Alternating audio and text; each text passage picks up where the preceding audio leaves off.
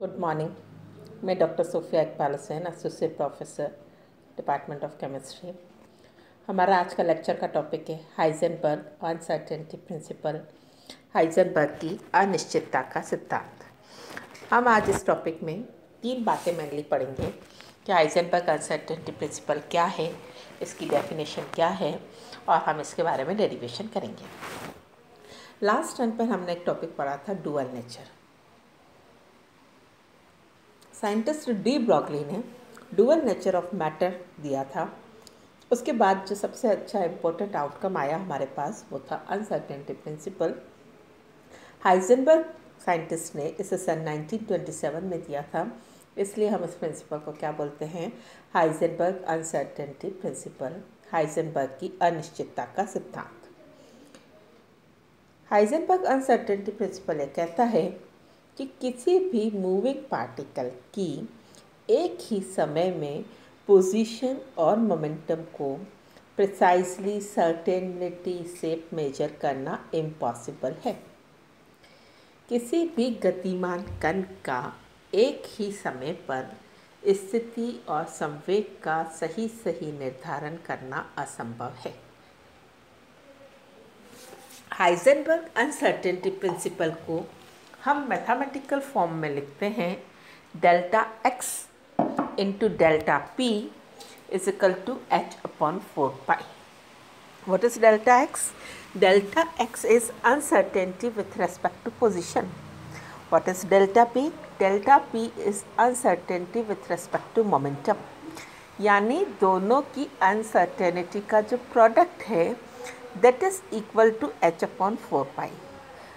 यहाँ थोड़ा वेरिएशन मिलता है, किसी बुक में it is equal to H है, किसी बुक में it is equal to H upon 2 pi है, किसी बुक में it is equal to H upon 4 pi है। हम बेटर स्टेटमेंट ये देते हैं कि delta X into delta P is of the order of H. ठीक है, तो प्लैंक कॉन्स्टेंट के ऑर्डर का होता है। हमने फॉर्मूला लिखा delta X uncertainty with respect to position multiplied by delta P uncertainty with respect to momentum is equal to H upon 4 pi. Delta X स्थिति में अनिश्चितता, डेल्टा पी जो है हमारी संवेग में अनिश्चितता बताता है।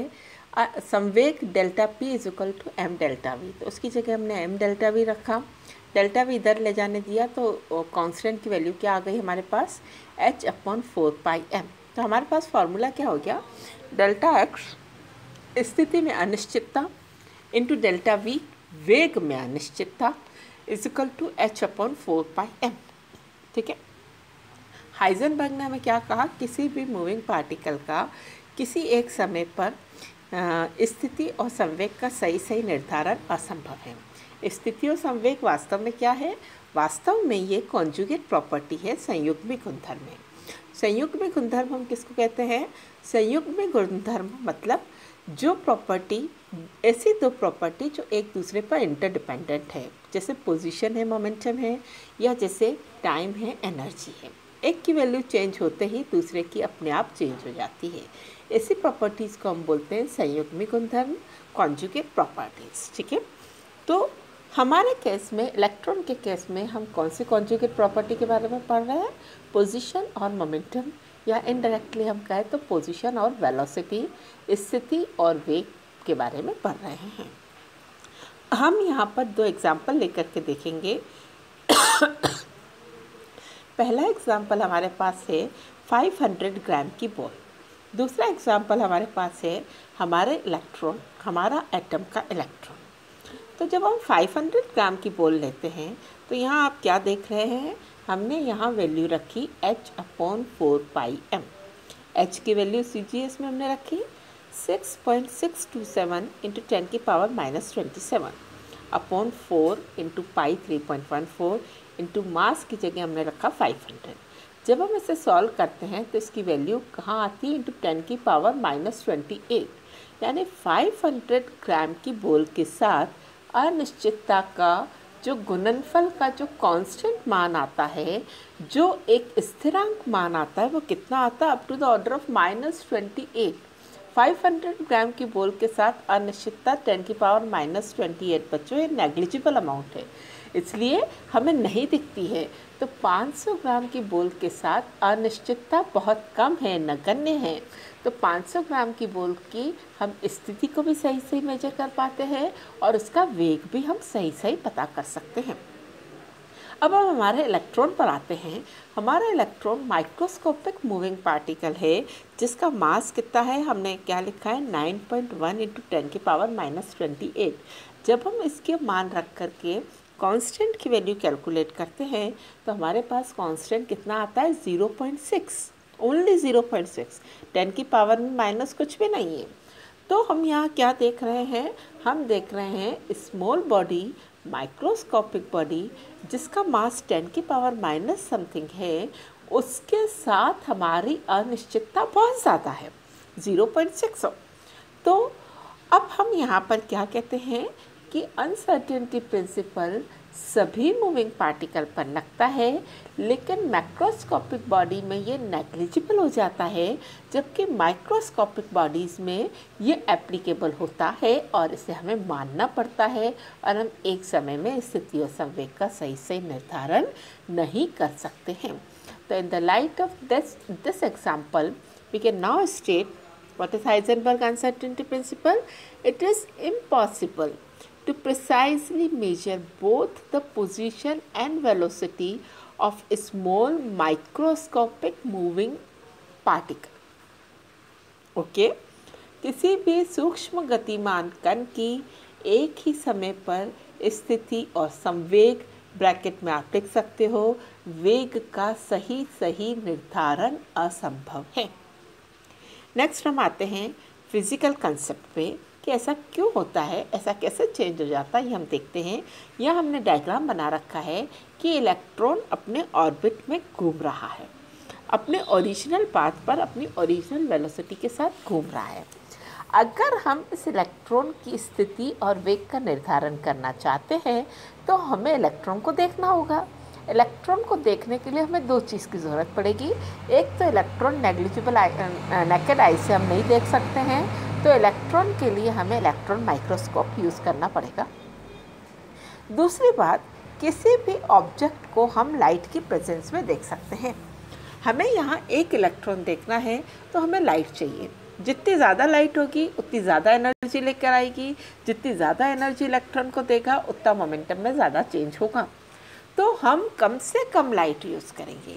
हमको कम से कम एक फोटोन तो चाहिए इस इलेक्ट्रॉन को देखने के लिए, और पोजीशन को हमें प्रिसाइजली मेजर करना है तो हम फोटोन भी कौन सा यूज़ करेंगे, उस वेवलेंथ की लाइट यूज़ करेंगे जिसका लैम्डा मिनिमम हो, स्मॉलेस्ट वेवलेंथ वाली लाइट, और उसका भी सिंगल एक फोटोन हम यूज़ करके इस इलेक्ट्रॉन को इलेक्ट्रॉन माइक्रोस्कोप से ऑब्जर्व करते हैं। सिंगल इलेक्ट्रॉन जो एनर्जी लेके आता है, सिंगल फोटोन जो इलेक्ट्रॉन एनर्जी लेकर के आ रहा है, सिंगल फोटोन जो एनर्जी लेकर के आ रहा है वो क्या होगी, hc/λ। h is a constant, c is a constant, upon lambda. Lambda smallest है तो उस फोटोन की एनर्जी क्या होगी, हाईएस्ट होगी। तो हाई एनर्जी वाला फोटोन जब एक इलेक्ट्रॉन से टकराता है तो कॉम्पटन इफेक्ट के कारण अपनी एनर्जी जब वो इलेक्ट्रॉन को दे देता है तो इमीडिएट इलेक्ट्रॉन की एनर्जी चेंज हो जाती है। आप इस डायग्राम में देख रहे हो कि इलेक्ट्रॉन अपना पाथ भी चेंज कर देता है और उसकी वेलोसिटी भी चेंज हो जाती है।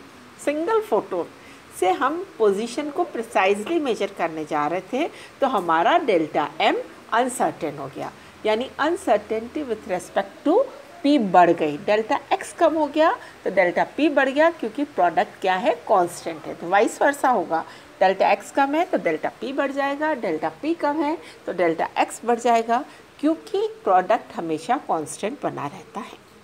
राइट बच्चों, नेक्स्ट हम आते हैं, हम इसमें डेरिवेशन में क्या फार्मूला यूज़ करते हैं।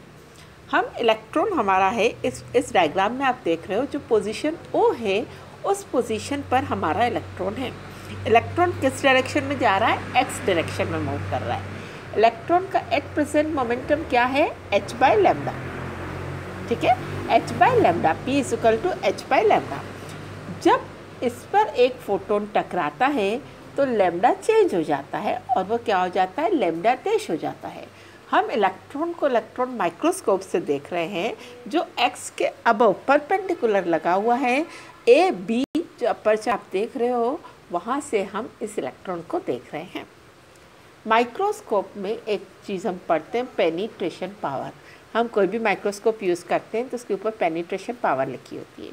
पेनिट्रेशन पावर वास्तव में क्या होता है, हम उसके नॉब को सेटल करके हमारी आई के अकॉर्डिंगली उसको एडजस्ट करते हैं कि हम किस तरीके से उसे अच्छी तरीके से देख सकें। यानी दो पास वाली पोजीशन को एग्जैक्टली मेजर हम कैसे कर सकें, यही हमारे लिए क्या कहलाता है, ये हमारे लिए पोजीशन में सर्टेनिटी कहलाती है। ये हमारी डेल्टा एक्स को रिप्रेजेंट करेगा। जो उस माइक्रोस्कोप का पेनिट्रेशन पावर है वो हमारे लिए क्या शो करेगा, वो हमारे फार्मूले में डेल्टा एक्स रिप्रेजेंट करेगा। पेनिट्रेशन पावर का फार्मूला क्या होता है, लैम्डा देश अपॉन 2 साइन थीटा। लैम्डा देश आपको समझ में आ गया, क्या है लैम्डा देश, और थीटा क्या है, यहाँ आप देख रहे हो ए ओ बी के बीच में जो एंगल हमने बना रखा है उसे थीटा बोलते हैं। ये थीटा क्या कहलाता है, एंगुलर अपर्चर, कोणीय द्वारक कहलाता है। तो यहाँ थीटा हमें क्या मान देगा, यहाँ लैम्डा देश पर 2 साइन थीटा हमें पोजीशन में अनसर्टेनिटी को बताएगा। यह हमारे पास आ गया डेल्टा एक्स। अब हम आते हैं डेल्टा पी की तरफ, संवेग में अनिश्चितता। संवेग क्या होता है, एच बाय लैम्डा, ठीक है, सीधी सी बात है। लैम्डा अब क्या हो गया हमारे पास, लैम्डा देश हमारा जा रहा है इलेक्ट्रॉन एक्स डायरेक्शन में, हम मेजर कर रहे हैं लंबवत परपेंडिकुलर, तो कौन सा कंपोनेंट हो गया, H by lambda dash sine theta, ठीक है, वो सीधी लाइन पर हुआ। हम ऑब्जर्व कर रहे हैं ए ओ बी के बीच में, ठीक है, तो ओ ए पर जो होगा उसमें एच अपन लैम्डा प्लस एच अपन लैम्डा देश साइन थीटा होगा, और ओ बी पर जो होगा उसमें माइनस हो जाएगा उत्तर। तो ओ ए पर एच बाय लैम्डा देश plus H by lambda dash sine theta, जैसा हमने यहाँ फॉर्मूले में लिखा है, और ओ बी पर क्या होगा, एच बाय लैम्डा देश minus H by lambda dash sine theta. तो डेल्टा पी चेंज कितना होगा, प्लस वाले में से हम माइनस वाले को घटा देंगे तो h by lambda dash cancel out हो जाएगा। क्या आएगा हमारे पास, 2h by lambda dash sine theta. तो डेल्टा एक्स भी आ गया, डेल्टा पी भी आ गया, that is equal to h upon 4 pi. ये हमारा हाइजेनबर्ग अनसर्टेनिटी प्रिंसिपल है। हाइजेनबर्ग की अनिश्चितता का सिद्धांत, किसी भी सूक्ष्म गतिमान कण का एक ही समय पर स्थिति और संवेग का सही निर्धारण असंभव है। It is impossible to precisely and accurately measure both position and momentum of a small microscopic moving particle. Thank you. Have a nice day.